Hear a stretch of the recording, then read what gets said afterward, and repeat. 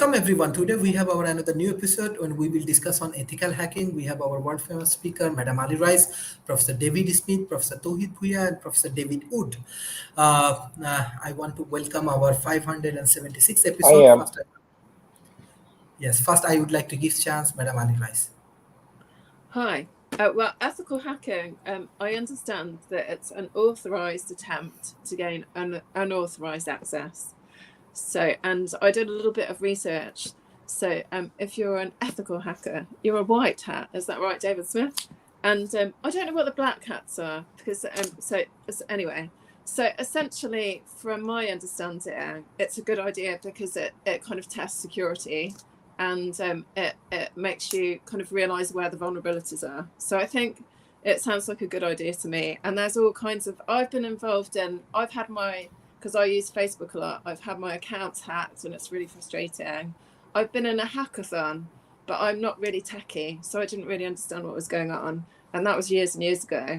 So, but there's obviously a real need for it. So, but obviously if there's ethical hacking, there's obviously going to always be unethical hacking as well. And we have to question where the ethics are as well. Because I was definitely, actually, there was a figure that said 67% of US consumers are upset about the target marketing that comes with the social platforms that we use as well. So I think there's kind of unethicies that go on in the social media world anyway as well. So yeah, that's my first kind of precursor of my thoughts on it. Thank you. Professor David Smith. Ethical hacking to me is very interesting. I prefer to call it white hat hacking, but ethical hacking is the use of hacking techniques for good legal reasons. And to actually meet the rules of it, you actually need the permissions of the hacking target. For example, an ethical hacker cannot gain unauthorized access to an organization's system in order to pen test, expose, and report vulnerabilities. But that, with their permission, an ethical hacker can do that.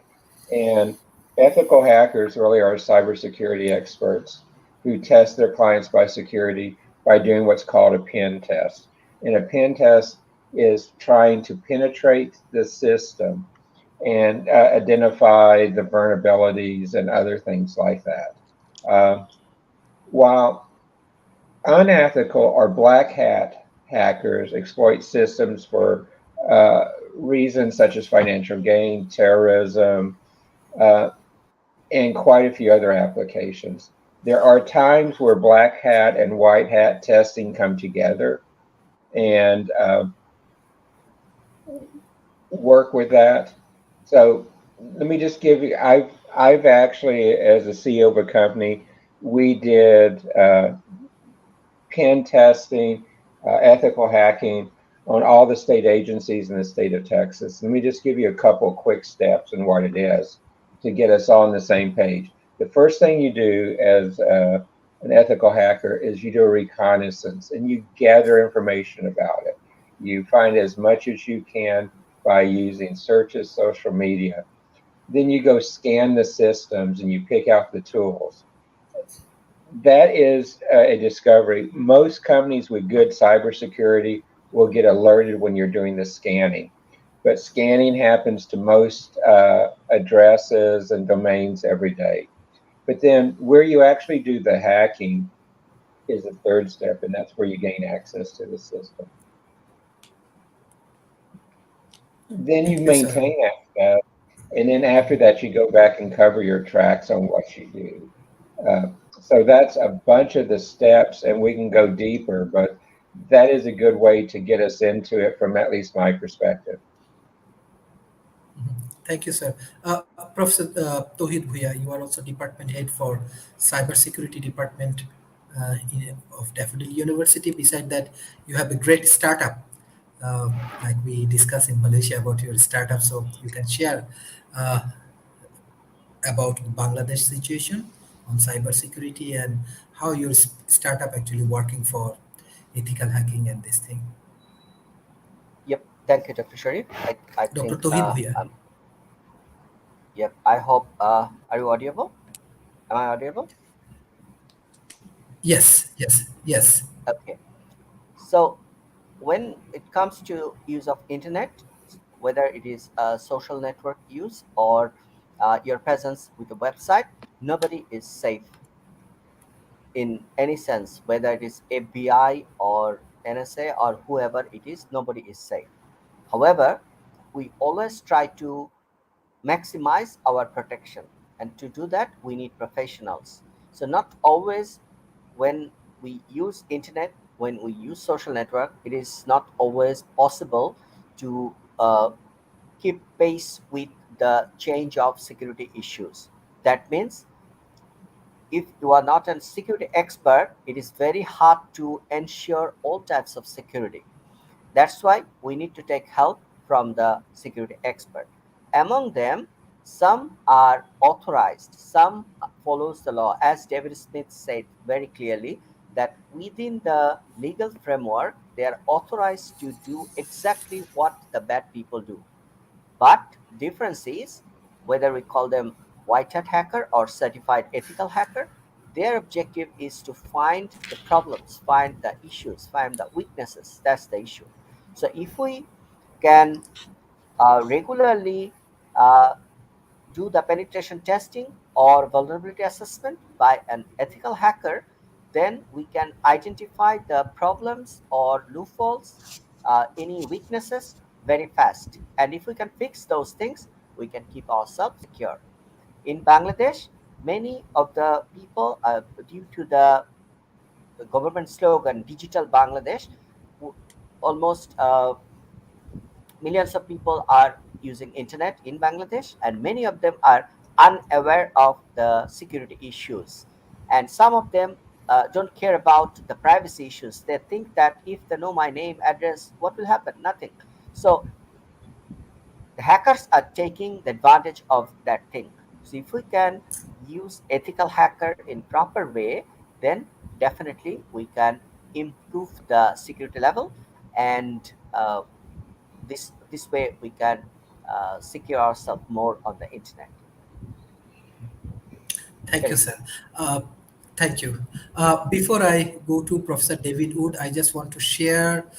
Yesterday, we launched a very interesting session on your book, Singularity. We get a huge, very good response from Malaysia. Uh, I'm just sharing. Okay. We are actually share your book, your concept with our audience. Actually, every Sunday we are organizing this kind of event with our teams in offline. Yeah, yes, I hope that you're going to discuss something about ethical hacking, and beside that, as we are getting good amount of audience for your Singularity book, so hopefully our audience will be really happy if you share some of your insight about this book for today's session. Well, thank you very much for sharing that. I, I would like to talk about some of my own experience in the software development industry. And we've talked about white hat and black hat. Let me use a different color. There's some child noise in the background somewhere, is there? Or It's a dog. a dog? I'm so sorry. Yes, Sorry. very cute. Uh, I'll use a different color, red, as in the red team. And it was my experience in running large software development systems that it was absolutely critical to have people inside the company whose job it was, at least part of the time, to try and find bugs and defects in the system that had been created. So we had prizes, in fact, for people inside the company who could find bugs and defects in the software, bugs of all sorts. That if there were combinations of input or there were ways to tie up the software and keep it busy, then we needed to know about it. And the best way to find out about it is if we could find it before it was released or as soon as possible after it was released. And so this notion of a red team that tries to damage, find the fault points internally is of critical interest. And it's very important that good members, good, very clever people, persistent people, people with a lot of ideas, people with a lot of diligence take time in these teams. And if you do that, then it will raise the quality of the software that you release, and it will make it less likely that others will find bugs or security holes in it. And so that is a skill that should be rewarded and encouraged inside. The dangers come when some of the same skills are used, of course, supposedly for good purposes, but it will lead to bigger problems later on. So there are many government agencies around the world with 3-letter acronyms or 4-letter acronyms, which believe they are doing good work by collecting knowledge of bugs called zero-day exploits and others, which will allow them to hack into different software systems, different hardware systems, for, they would say, good purposes in order to eavesdrop on their political enemies or their geopolitical enemies.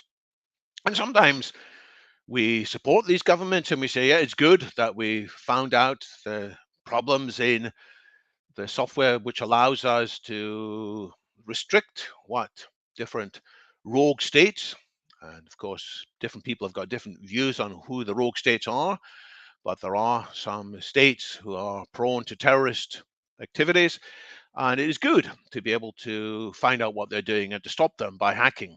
But the big problem occurs if there are these zero-day exploits which are known about, but which are not passed back to the companies, whether it's Microsoft or various Linux companies or Apple or whoever, where these bugs are and they're not patched. And the 3-letter agencies may be quite glad to hold on to knowledge of these bugs because it allows them, as I said, to hack in, they would say ethically, into the systems of other countries. But these same defects can become known to the quote bad guys as well. And this is what has happened. So there have been cases when, for example, American, Israeli, British organizations have held on to knowledge of zero-day bugs, and guys outside that group have figured out, well, there must be some bugs there, and they have managed to reverse engineer knowledge of these zero-day exploits. And sometimes even worse, they have managed to hack into the supposedly secure systems in these Western agencies where knowledge of these defects is supposedly carefully guarded, but it can be hacked into. And when that knowledge leaks out, then other companies, other countries, other organizations have their hands on the same destructive bugs and can then trigger cyber attacks against yourselves, against ourselves. This is written up in a fascinating book called This Is How They Tell Me the World Ends, written by the New York Times cyber security reporter Nicole Perlroth. So, as I said, the title is This Is How They Tell Me the World Ends. Subtitle is The Cyber Weapons Arms Race. And the risk is that if there are vulnerabilities in the software which are not patched as quickly as possible, they will allow other people to hack in and to cause great problems in infrastructure, great problems in communication systems, and potentially even hack into each other's weapons systems. And when I say weapon systems here, I'm talking about the military weapon systems rather than just the cyber weapons. So this is a very important topic, and we have to campaign, I believe, for fixing all these defects as soon as possible rather than allowing people to hold on to knowledge of them just to exploit them for supposedly good reasons. The reality is the more of these defects that are still in existence, the more danger it is for all of us. So these are some of my opening thoughts about ethical hacking. Yes, we should be testing our own software, partly with knowledge of how our software works, partly without knowledge of it, how it works. Two different teams, perhaps two different red teams, that should be done. But when there is knowledge gained of defects, so-called zero-day defects or others, defects that have not been fixed by the software providers, uh, that knowledge must be fed back as quickly as possible to the vendors of that software so it can be fixed and so it becomes a safer world for all of us. Thank you. You're muted, Sharif. Madam Kimberly. Hi, good morning or good evening to everyone. Sharif, this is a really good forum on this kind of conversation because, I've dealt with this for many, many years. I came from the telecom industry where we try to forewarn everyone by not building the internet with certain standards and requirements, you're going to run into these kind of problems. And I think that truly the big thing that we need to be doing today is just educating a little bit better. A lot of people, they get scammed, they get burned, their money gets stolen. Something that's still very common today is hackers breaking into bank accounts. And we talk about ethical hacking and I guess unethical hacking. Of course, that's what it is, black hat, white hat. And these are terms, as David had mentioned, that have been going on through the years. Why did they pick those particular words? It just happened. I've been going to some of the world's largest conferences for this, RSA, and a couple other ones. I took training under the white hat back many, many years ago. Gosh, a long time ago. Um, and, they were trying to evolve this kind of ethical hacking group, right? And then you can go to things like DEF CON, where, you've got white hackers and they compete against each other. And then you can go to various other programs. AT&T tried to support more ethical apps being built by people by promoting hackathons. Um, but, again, it's all about your own personal due diligence of what you do to protect yourself. And that comes down to education. And the more open we are, then of course, the more of the bad hackers are going to come in. And what do? We can go out there and teach ethical hacking. And this is something that kind of got my nerve a little bit. We were setting up cybersecurity labs in universities. And, I'm sitting there listening to them and they're going, well, you can't do this. And the law says you can't do that. And the law says you can't do this. And the law says you can't do that. And you'll get arrested if you do this. And I'm like, wait a minute. Real hackers have no laws. They have nothing to lose and everything to gain. And you're telling these guys to fight them. You're probably going to pay them $60,000 a year. That ain't worth it. And you want them to be ethical and war. And I was sitting in the room with some military, and I'm like, war is not ethical on either side. And if we're going to fight the bad hackers and the hackers that are going in and destroying our systems, we can't think. Unfortunately, we can't think ethical. We need to be ethical, but we have to think like they think. And we need to attack back or put up the walls and protect. And one of the things one of the universities and slash hospitals finally did, because you kept telling them, as long as you're open to the internet, you're going to get hacked. And they were getting hacked all the time. And of course, every time they got hacked, you had to have a board meeting, you had to have meetings after meetings, and then you had to fix what was broken. And my solution to that is take the complete hospital off the internet and go back to your private virtual network where only you and your people see your stuff. And then people who want and need access to the internet for research, sharing resources, have that as a separate bubble somewhere.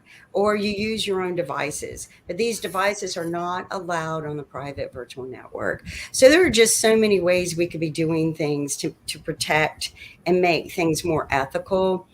But, when we're out there teaching our students hacking, we hope that they're going to be ethical.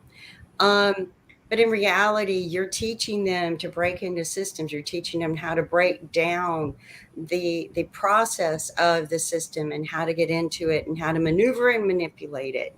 And what What we need to be teaching is how to use it to our benefit, not just hacking, but how to use these tools to our benefit, and that pushes it to become ethical. And then we need to pay people better, because hackers get paid a lot of money. If you've taken a look at the recent data sheets on how much money has been stolen, these guys they're making a lot of money, and we're expecting people to fight back and be ethical for a fraction of that. And and there's, unfortunately, when hackers are caught, there's really no enforcement. I mean, what happens to them?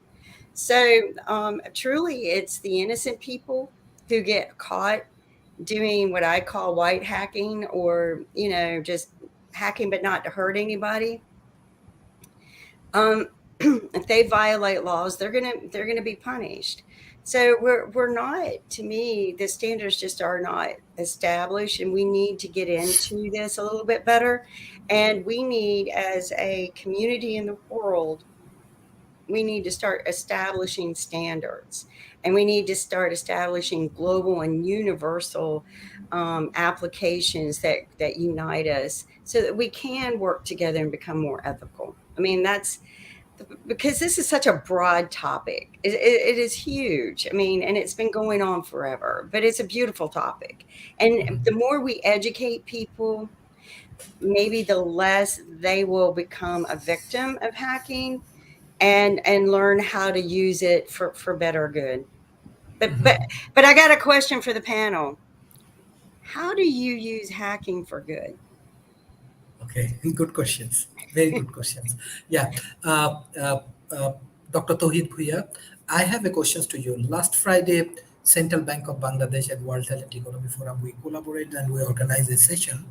But I love to learn more, because Central Bank of Bangladesh face a major challenge for hacking their system. So you are expert inside Bangladesh, and you have a cybersecurity startup. How Bangladesh, like Central Bank of Bangladesh right now, they are protecting this hacking system, or how like Bangladesh improving this area, or what is the real experience you want to share with our audience? Yeah. Yep. Bangladesh situation is a little different than the rest of the world, because if you think about the uh, readiness or the capability to protect yourself in the cyberspace, if in USA or Europe, in Australia, Canada, they have risk as well as they know how to tackle. But in Bangladesh, everything grows very fast. So we have the internet connections. All of the banks moved to the internet within last few years, but in most cases, they are not ready yet. And the local and international hackers are taking that opportunity. So the central bank responsibility is to keep all the banks secure. If you think about, consider European Union, any country within the European Union, any incident happen, they must inform the government authority. In Australia, they have a law that you must inform within a given time period of time regarding any incident. What happens, why happens, and what are the measures taken to address that incident, so that in future it will not take place again. But the problem is in Bangladesh we don't have that kind of law yet. So if any incident happen, a financial institution, a bank, they just try to hide these things to keep their image. That gives the opportunity for the hackers to do the same, use the same weakness in other banks as well. That's why Bangladesh Bank, what they did, what they done so far, they have issued a uh, legislation sort of thing, a special instruction to all banks that every 6 months, each and every bank must go. Uh, they need to hire the ethical hackers, and they need to do the penetration testing in regular basis. And that report must be submitted to the Bangladesh Bank. That means What we are talking about, the ethical hacking, whether it is good or bad, as Kimberly said, how hacking can be ethical. You are stealing something in the ethical way. It is funny, but the thing is, ethical hackers are actually not hacking. They are thinking like a hacker. They are following the procedure like a hacker, but they're reporting everything to the owner of the site themselves. If they don't do that, they are no more ethical hackers. They are the black hat hackers. They are the bad guys. So the legal framework are clearly defined with the permission, what are the things you can explore, and how you can report. Everything are very uh, clearly defined. If you don't follow that, if you claim you are ethical hacker but you are not following the ethical way of doing the thing, then you are no more ethical hacker. That's why we can say this hacking is ethical, because until then, I know many people who claims they are ethical hacker, but actually they are blackmailing or stealing data from their own customer. As long as they're officially identified, they've been penalized. So in Bangladesh, currently, Bangladesh Bank is doing great. They are monitoring all the bank's activities. Any incident happen, they're sharing within them. And also, Bangladesh government is considering to update the laws to inform the proper authority if any incident happens. So incident response has a weakness yet. Still, we have the weakness in Bangladesh, but hopefully like USA, Canada, or Australia, soon Bangladesh is going to do that kind of law so that the banks could be more secure, and it will be good for the clients and the business as well. Sharif. Thank you. Professor David Wood, yes. That was extremely interesting. And of course, there was a rather terrible incident in February 2016 when the Central Bank of Bangladesh almost was hacked for nearly 1 billion US dollars. And they noticed in time, they noticed when the hack was partially working, but still more than 100 million US dollars were hacked from the Central Bank of Bangladesh and ended up, at least in the next instance, in Philippines and in Sri Lanka. So it's encouraging to hear how this is being addressed. But actually, the professor raises a very challenging point, which is that the ethical thing to do is to tell authorities when you've been hacked, whereas it's much more convenient to cover it up because no organization likes to admit to its public, hey, we had a fault, we were hacked.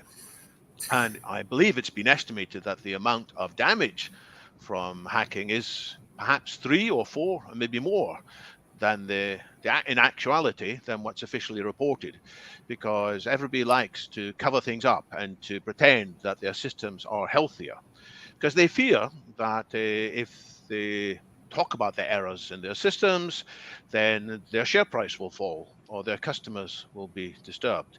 But it is the ethical thing to bring this to light, and maybe then it has to be backed up by legislation. That if you are hacked and you try and keep it secret, then the problem is that other people who've got the same bug will be hacked as well. Whereas if you expose it and report it, then there's more chance of it being found early. So, I mean, I'd be interested to hear more from Professor Buyan if there are other lessons from that incident in 2016 beyond just the strong legislation and the strong call for problems to be reported promptly rather than hidden. After all, it's sometimes said that failure is the springboard for success. It's sometimes said that successful people have more failures than failures do.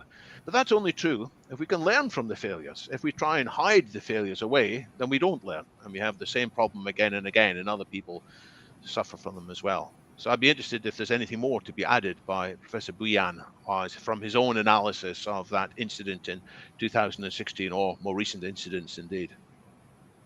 Thank you. Professor Fuya, you want to add anything? I like to share a few experiences. Just before the Bangladesh bank heist, maybe 2 or 3 months before that, in 2016, One of my student, he is very expert in cybersecurity. He came to my office and from my PC, the normal PC, he logged into Bangladesh Bank's server before that incident happened and showed me the whole database structure, what they, the way they structure their database. And I mean, without much protection, that fellow, that student, enter into the system of Bangladesh Bank and showed me that how vulnerable they are without giving maximum effort. And from a normal PC, not an expert, uh, either using Kali Linux or something like that. He just used my normal Windows PC. I was scared, and after some time, this incident happened. What I'm trying to say is the Bangladesh Bank was not ready that time. And after that, last 5 6 years, I have visited many Bangladeshi banks and I talked to the management people. Well, there are two issues. One, when you talk with the IT people, the head of IT or the IT team, they don't, even if you help them to identify the issues, they are not ready to accept it because they are getting high pay, and the owners are not ready to say see any fault or any limitations. They think that we have purchased the firewall spending so much money, so it should be foolproof. We are using the best product in European company or the American company, so it is foolproof. That's the uh, mindset of the owners, and the IT people don't explain clearly to them. So there is a gap. So when I meet with the top management of the financial institution, most cases they say so many banks are running their business and there is no problem at all. So we will spend more money when it is if an incident happens. But actually, incidents is happening every moment, and most of the time they're trying to cover it because there is no law to, they need to disclose that thing and to keep their goodwill, and they don't want their customer to panic. That's why they try to hide, and that is giving the more opportunity for the hackers. So not only the laws and legislation, there should be more cooperation among the similar type of organizations so that their internal IT people not informing the whole world, open world, but within their community, if they exchange their experiences and how they solve it, what was the bug and how they have overcome it and how they have identified it, this kind of thing, if they have a forum, inside forum, which is not open for all, only the members bank will be able to do that. Maybe that could be helpful. I share this opinion to many of the banks, but they have a competition and some other issues also, the talent hunt issue. For example, XYZ Bank, there is a smart people, and ABC Bank could find this guy interesting or uh, more expert than their team, so they can hunt that expert to their bank. So that's why they don't want to uh, allow a community or forum, something like that. But if it is possible, then I believe it will be a more beneficial for everyone. Sharif. Thank you, Professor. Professor David Smith, what you want to add? Very interesting discussion. I love this discussion because just listening to Talib and David, it makes me feel bad in a way because on my notebook I'm on right now, I have probably a dozen hacking tools on it that I use in my roles daily and have done pen tests like that. And for about 9 years, David, you were talking about some of those three-letter agencies. I actually ran the futures program for one of those three-letter agencies at Fort Meade, Maryland, and really understand both the offensive and defensive side of cybersecurity pretty well.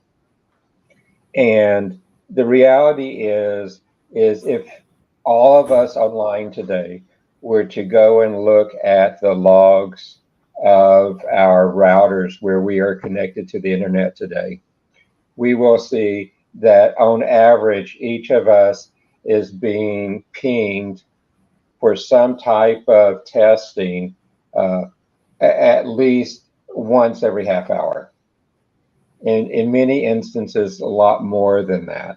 So uh, you can see that happening all around. Uh, so the question is not, have you been penetrated? Have you been hacked? But it's when you will be. When will they find the hole? The 0-day exploits that David talked about are very there. But let me just say this. If anyone wants to get into your system, short of doing the air gap networks like what Kimberly talked about, there's going to be a way to make at least some penetrations. So one of the questions that was asked is, how do I protect uh, my computer system, and how we're going to do things like that? The best answer is you want to do it in layers of security. You want to start at different places. You want to begin to look at where you connect to the internet. And you want to look at putting a place where you can blacklist known people who are trying to exploit with you, to where their IP addresses cannot even come in. You want to, within your firewall, have an intelligent firewall. Many people update the virus programs on their machine, but they forget to update the firewalls. They forget to update the other information like that. But you want to build security in layers. And that's one of the most important things we can do today. Thank you, sir. Madam Kimberly, can you hear me? There we go.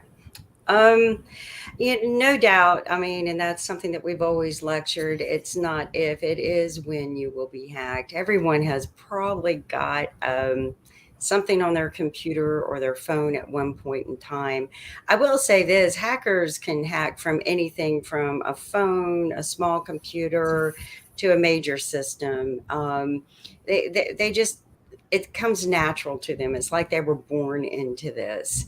And the virtual private networks that I speak about, they can be hacked. Any system can be hacked. Heck, the telephone networks could be hacked. You can hack a line easily. You could just, tie a phone to a line and listen to everybody's conversations. And even in the network systems themselves, we would have to tap in and listen to the lines occasionally. So anything can be hacked. It's just a matter of, this is what I teach people. Take a look at what's most valuable that you have, and what will it cost you if you lose it, time wise, monument wise, dollar wise, everything.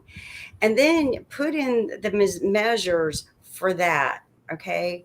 Everything else you could probably back up, but back it up daily or back it up hourly, or have a continuous backup going on, have a redundant system.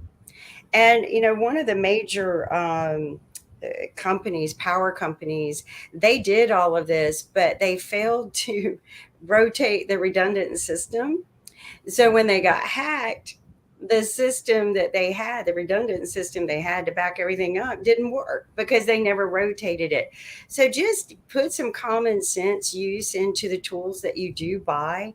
I hate saying this, but sometimes even in my conspiracy mind, because you deal with so many of these people, I think that some of the tools that are made to help you recover your data, or antiviruses, sometimes I used to think they were the ones generating the viruses.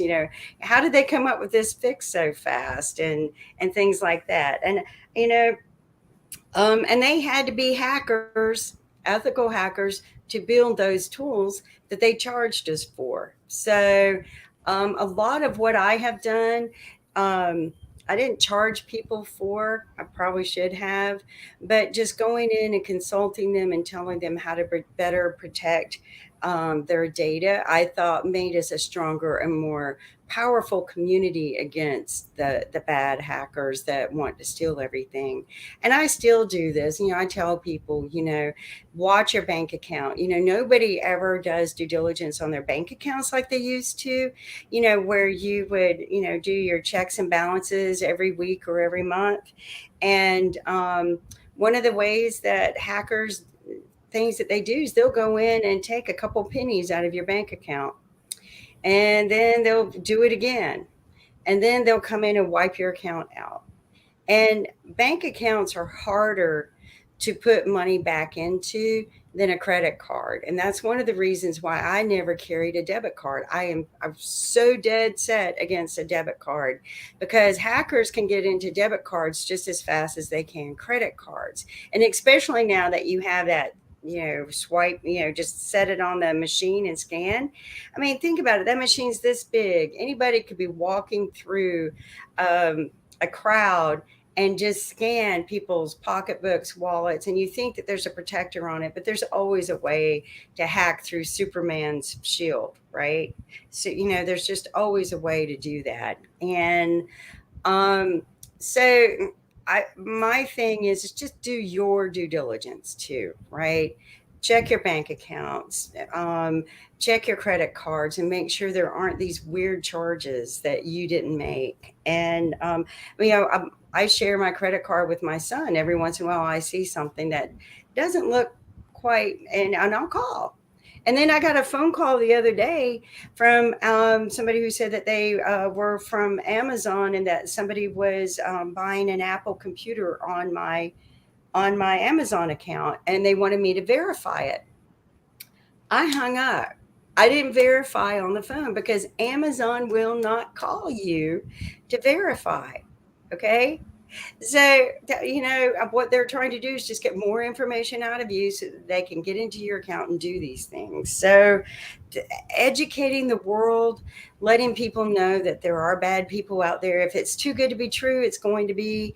Again, these companies, they do not call you to verify. They may text you if you're registered to get a text.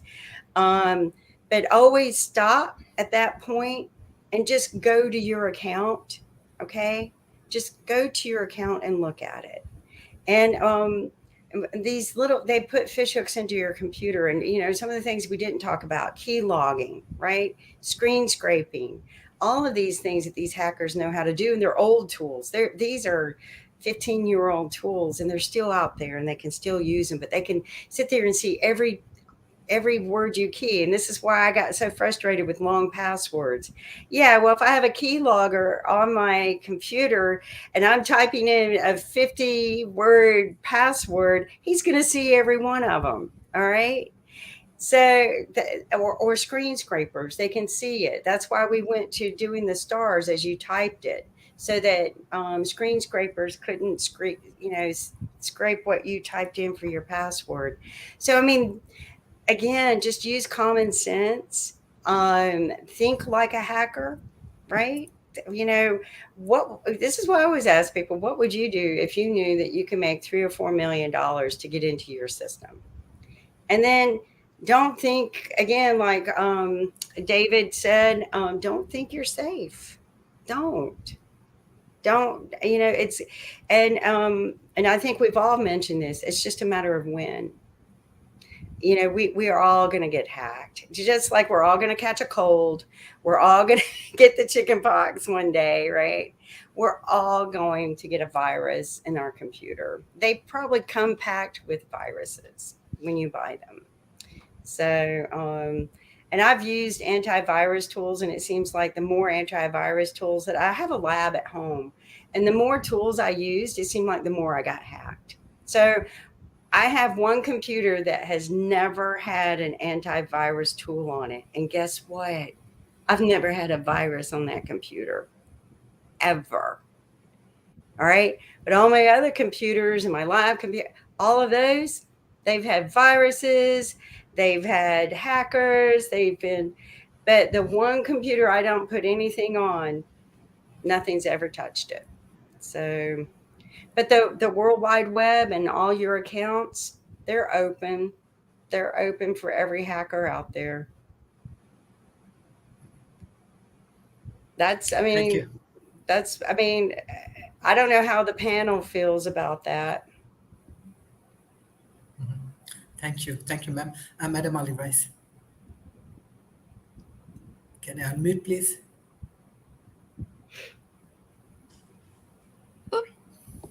I know, in conjunction with the banks, I can't remember the name of it, but apparently they're hacking people now, so that they actually call them and say that they're from their bank, and they actually apply for overdrafts or loans and go through their account and then take the money that they access away. And the telephone, I can't remember what it's called anyway, but essentially one of the things that people need to bear in mind, especially in the UK and presumably in the US, that a bank will never ring you and ask you to verify your details, and if they do, there's an immediate contravention of that kind of ethical stance, really. So, and I think it's about trust issues, really, isn't it? So you need to kind of know who you can trust and make conscious decisions about who you give your data to. And so I think the kind of access to data is another thing. There's definitely in school, the whole system in school got kind of hacked a few years ago, and all the data was taken. So and they sent a form to everyone that was affected, and I don't think anyone questioned it, but I don't know whether you should, should we question it when data's stolen, and you're in a bank of parents, or so. Yeah, so I think it's kind of, yeah, the breaches and their kind of repercussions are sometimes quite invisible to people, I think, so you don't realize the repercussions of it in the long run. Thank you. Professor David Smith, I want to go for the concluding remarks, but before that, there are two questions I want to take from audience. I have a question: how to protect our computers and laptop from ransomware, Mr. Mamoon, and another question from Nahar: how to prevent phishing. So thank you for your questions, uh, Professor David Smith. Well, Sharif, this is a great topic and one that unfortunately changes every day. There's new exploits, there's new type of things every day. So the solution I tell you last week might not be appropriate today because it is one where it's a cat and mouse game. It's as soon as a new protection's put in, a new exploit is out there. As upgrades be up, they will cause other exploits. So to me, let me just look at what you really have to do. There's 7 layers as you get down into it. You have people, process, technology, data, communications, operation, environment. And the place where we're most vulnerable is the people. The question about phasing in there is that's a people problem. So you shouldn't click on links from people you don't know. You shouldn't answer a call and give them your personal information if you cannot verify it. I mean, I travel a fair amount internationally, and I often get a call from my banks that says, we have a credit card thing coming from Bangladesh or from Dominican Republic or wherever. Well, I actually usually call and tell them where I'm going before I go. But even when they call me, I say, let me call back on the number I have for you and do it that way. Because that lowers my possibility of having the information stolen. Process. Process is really very important for you. A big part of high trust, a big part of the NIST Common Security Framework here, of the PCI, which is the banking industry, and HIPAA and others, is it's the processes you use for the people. I can tell you, for example, in high trust and healthcare, they have a rule that if you go and get up and walk away from your workstation or your notebook and you don't lock the screen, that's a security violation. And it's simple things like that. It's if I am out in public and I'm using my computer or my smartphone, In public, I always use it on a VPN, in an encrypted VPN. That will help protect you with that. And increasingly at home, I'm using encrypted VPNs as well, just because so many people have begun hacking your points of presence on the network. Uh, Data. Uh, I encrypt everything on my devices with my keys so that even if I'm hacked, it's going to be harder for people to get to my information.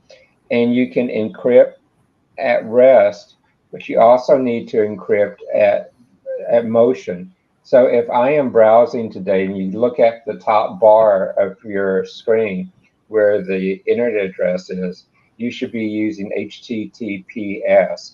The S stands for secure. It's a low level encryption. You should not be using just HTTP because that is open to everyone. Um, Communications there, environment, you should look at your environment there. Some of the easiest places to gain access today are devices that are attached to the system. Um, I can tell you some things we did with some of the state agencies that we were under a legislative mandate to pen test. We got access to their networks, and you're going to laugh at me, through the internet control systems for their air conditioning, for their sprinkler system. Those are all online. Today, some of the most active hacking targets are ships that are taking materials around the world. Why? They're all digital. And if I can take over their system, I can exploit some pretty good money from them with what's there. Drug cartels are taking over ships where they're hiding their drugs in some of the containers, but then they're routing them to different ways to where they can have their guys come up and pit the shipping containers with the drugs in it instead of legitimate shippers by hacking into the systems. So it's really there, and the environment is really big. Today, you've heard me say it, everything's digital and everything's connected. And if I'm digital and I'm connected, I have the possibility of being hacked. And you are being hacked. There's no other ways to look around that. So today you just have to be diligent with what you're doing and remember those 7 layers. It's the people, the process, the technology, and that's where you use the firewalls, the virus programs, encrypt your data, look at your communications, the operations you have in your company, which include monitoring them, compliance with the regulations, and the environments you set in and look at how to use those. Those are the elements. It's not just as simple as having an antivirus program. It's not just as simple as having a firewall on your network and an antivirus program. To be diligent today, particularly with ransomware and the other things, you have to go many steps beyond that. And it's getting more. The current uh, statistics is every 36 seconds a new ransomware attack happens. So every 36 seconds. So while we've been on this call, hundreds of ransomware attacks have been successfully executed in many instances. So it's something you have to be diligent about. You can't just fix it and forget it. You have to continually be diligent with it. So, Sharif, thank you. Thank you, Professor David Smith. Professor Tobin Bhuiyan, what's your concluding remarks for today's session? I think any job which is for the expert, we should rely on them, which means every company should be aware and the education should be continued. All the employees should know where to click, when to take, keeping backup, what is the importance, why we do the redundant thing. However, checking the vulnerability or any weaknesses, a new weakness or an update or patch, these things should we should rely on the expert. So I am recommending employing ethical hackers to identify your vulnerabilities, issues on regular basis. Of course, we have to uh, educate ourselves, but also we should hire the expert people to keep us safe because they are professional. They are updating their knowledge each and every day. As David says that whatever the advice we give today, tomorrow it is useless. And sometimes even a software operating system comes from a very famous a famous company, best company in the world, but still some bugs are disclosed and they provide some patches. We need to update, we need to incorporate the patches and follow the updates. Not only the information update, the software patch update also very important to keep us secure. So engage the experts and be aware. That's my advice. Thank you. Thank you, Professor. Thank you, Professor Tohid Bhuya. Madam Kimberly, what's your concluding remarks? Um, well, I'd like to add something here. Years ago, when viruses were very prominent and everything, I used to capture the data and scan it and save it. I would even save the files that they locked down. I don't know if you remember low key and stuff like that, where they would go in and lock up all your files and demand a ransomware and things like that. And I would capture all of the information about them and send them in, but the authorities didn't care. They didn't care. So this is the difference into why we can't win. We don't have a solution team out there who will take and learn from these and figure out what they're doing. Where a hacker, he's going to capture every data he can and learn from it and then get into the system and steal everything. We're not interested in protecting that. We really aren't. When they capture some of these people, I think some countries have stricter punishments, but in our country, it's very rare. And it's only done when the government wants to make an example out of the person that they captured, or if it's somebody they really wanted to capture. So I think again, this is all going to boil down to our own personal use. But what if somebody did get hacked, and you have the data of how they did it? That's what we need to do: is form a resolution, universal global lab somewhere where people can send that data to, and that lab is going to research it, and that lab is going to be able to maybe reverse it or figure out where they're coming from. So say, if I got hacked, every one of us did, and we took that data and we gave it to a lab. Maybe they might be able to figure out where all of this is coming from. Now, hackers are good. I mean, they got ways to, change their IP addresses and route things certain ways.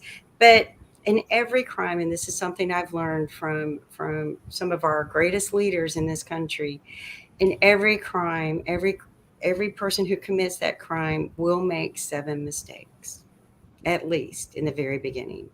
And then those 7 mistakes will continue to daisy chain. So somewhere they're making mistakes, but we're not doing our due diligence to capture them. We're just not. So I don't know why we have good hacking or ethical hacking. I really don't. I haven't figured that one out yet. So that would be me in my pajamas chasing down hackers late at night when I'm bored. Thank you, Professor David Wood. This has been a really good conversation. I want to build on the points that I've heard other panelists.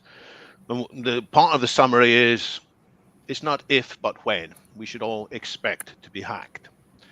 Another part of the summary is, we should expect today's security advice to become outdated. But I want to go further than these 2 points. I want to say this, that we should expect better impersonation of sources that we might think would be trusted, but in fact they shouldn't be trusted. And this makes things really complicated. So expect better AI that's able to masquerade by fake media of one sort or another to encourage all of us to type our passwords or our criteria or to connect to dangerous sources. If we think about the general advice that's given, all good advice, each of these bits of advice is vulnerable to more sophisticated impersonation. So one piece of advice is people should not install software from unsafe, unknown sources. And lots of people do that. Lots of people want to access videos that normally you have to pay for, but there's a site that apparently allows you to get them without paying for them. And that software quite often does come with malware. So the advice is be sure you are installing software only from safe sources.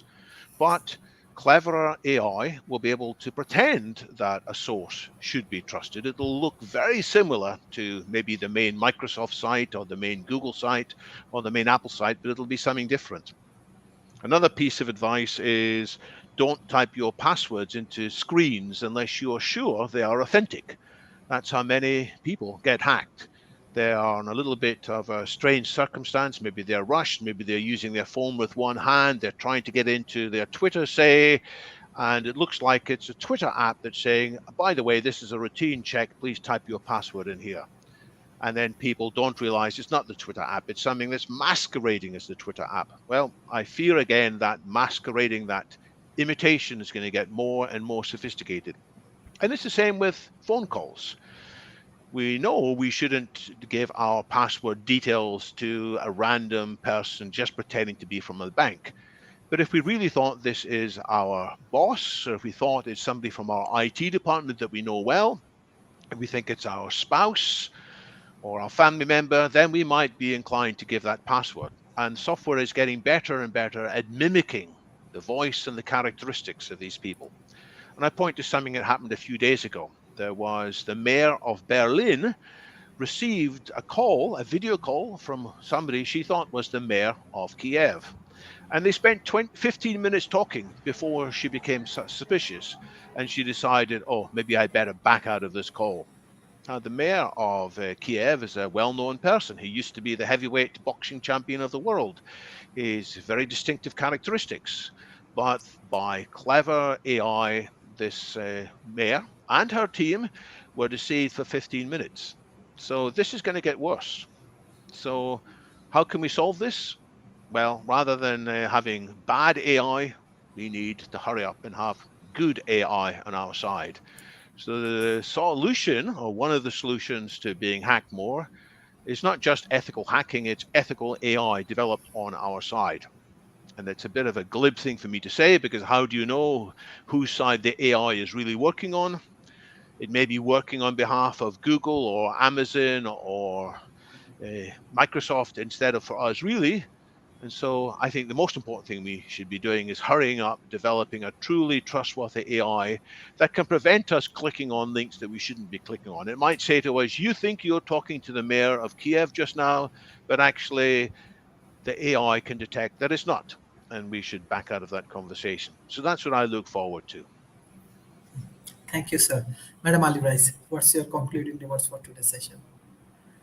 I think it's the whole kind of ethics of the situation is really interesting, because David's talking about artificial intelligence and having good AI and bad AI, AI, and all of a sudden there's kind of a whole kind of spectrum of what's good to rely on and what isn't. And I think it's kind of trust, and because to be honest, I'm probably quite I'm not really kind of au fait with all of the hurdles and things that bigger organizations stumble across. So the hacks have definitely hit me on a personal level, really, but I don't really understand why anyone would want to hack your account, other than the fact that it's probably data driven, so it steals you.